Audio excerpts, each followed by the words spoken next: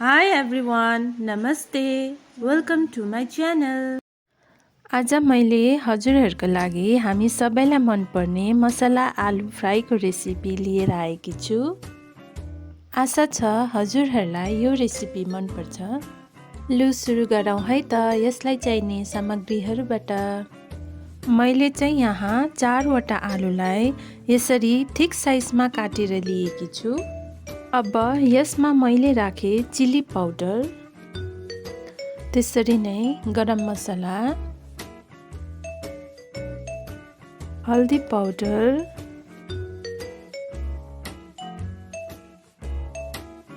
धनिया पाउडर,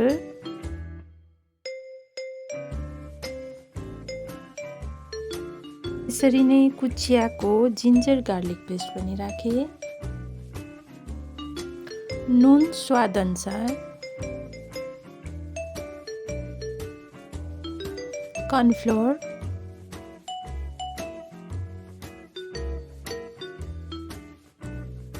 त्यसरी नै काटेको धनिया र काटेको करी पत्ता पनि राखेकी छु।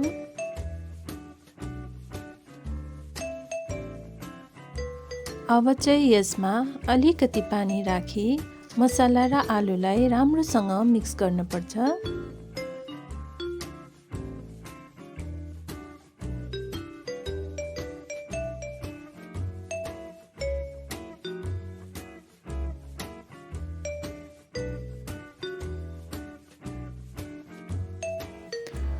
यहाँ मैले कराईमा तेल तताउन राखिसकेकी छु।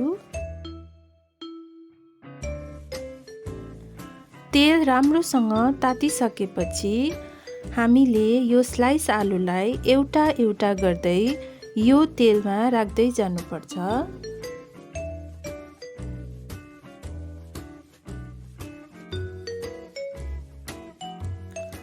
अब एकातिर हल्का गोल्डन ब्राउन भएपछि हामीले अर्कोतिर फर्काउनुपर्छ।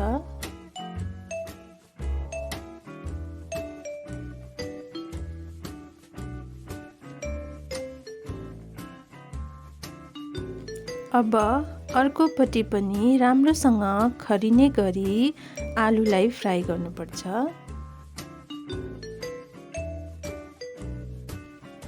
अब चाहिँ यो आलु राम्रोसँग फ्राई भइसकेको छ।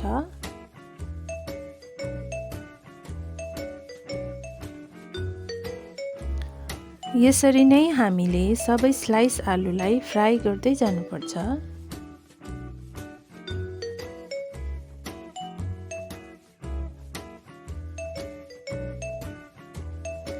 यहाँ मैले सबै स्लाइस आलुलाई फ्राई गरिसकेकी छु।